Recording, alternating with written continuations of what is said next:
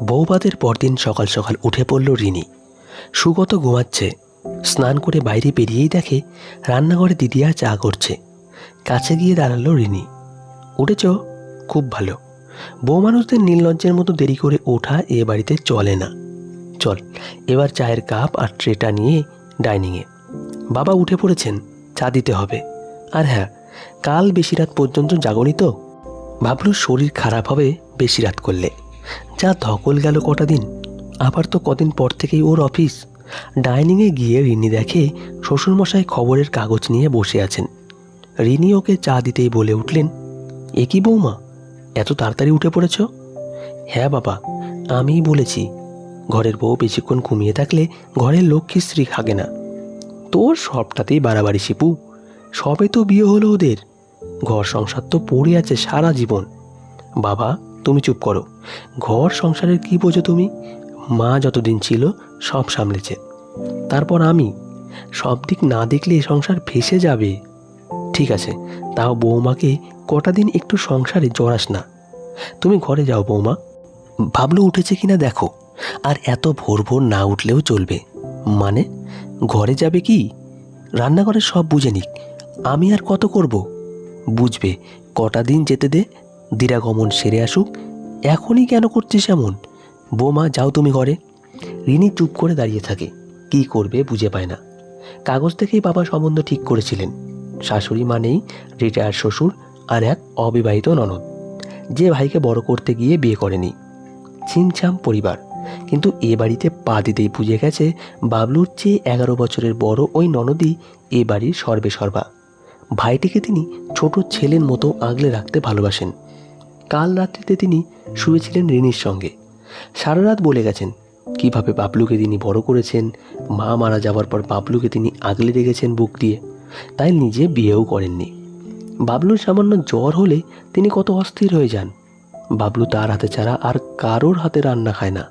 এমনকি রিনিকে তিনি পছন্দ করেছেন বলেই বাবলু পছন্দ করেছে।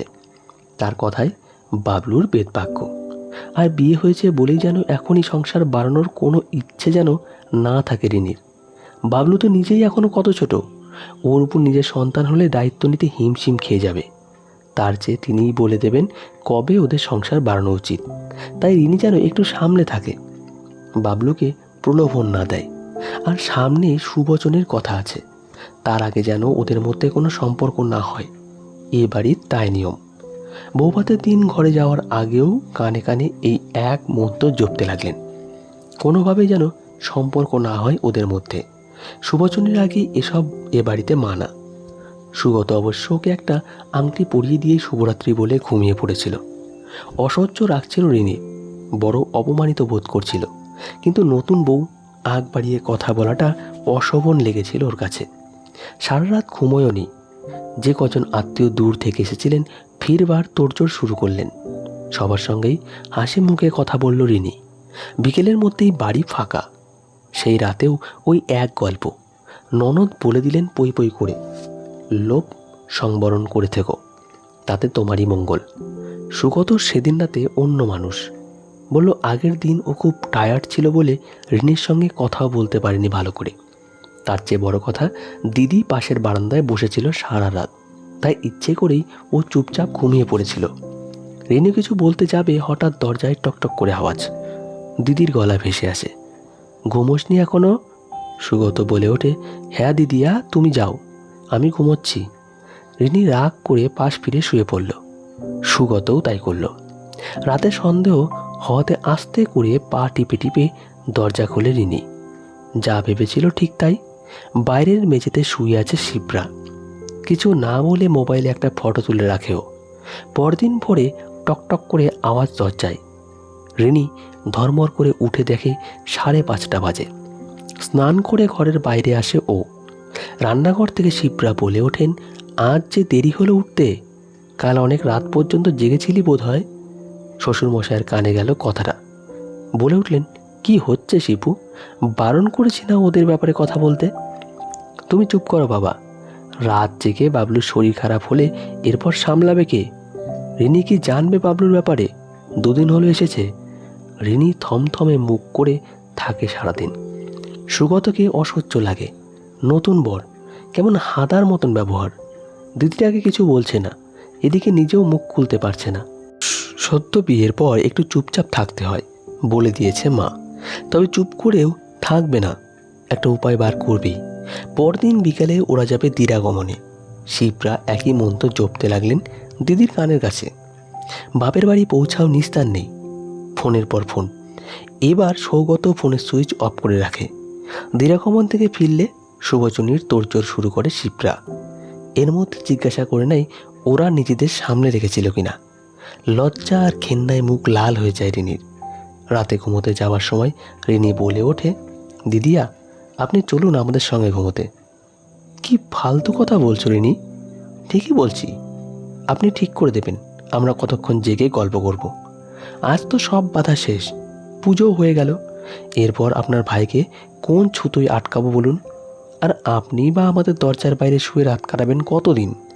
জীবনটা তো আর বস্তা পচা টিভি সিরিয়াল নয়। মুখ হা হয়ে যায় শিবরার। কী সব বাজে কথা বলছো নি? ছি ছি, আমি না বাবলুর বড়দি, ভাইকে কোলে পিঠে করে বড় করেছি, আর এত বড় নোংরা কথাটা তুমি বলতে পারলে? সুগতও বলে ওঠে, রিনি কি হচ্ছে এসব? শ্বশুরমশাই চলে আসেন চেঁচামেচিতে। শ্বশুরমশাইকে মোবাইলে তোলা ছবিটা দেখায় রিনি। লজ্জায় পড়ে যান বৃদ্ধ মানুষটি। ধমক দেন শিবরাকে। সুগত মাথা নিচু করে থাকে। শ্বশুরমশাইকে বলে ওঠেন, আমি লজ্জিত। বৌমা তুমি আর সৌগত আলাদা বাড়িতে উঠে যাবে, আমি ব্যবস্থা করে দেব। এখানে তুমি ভালো থাকবে না। না বাবা, আমি ঘর করতে এসেছি, ছেলেকে তার বাবার থেকে আলাদা করতে নয়। দিদিকে বুঝতে হবে যে তার ভাই আর ছোটটি নেই, আর সম্মান দিলে তবেই সম্মান পাওয়া যায়। আশা করছি দিদি বুঝবে কথাটা। শিবরা মুখ নিচু করে চলে যায় নিজের ঘরে।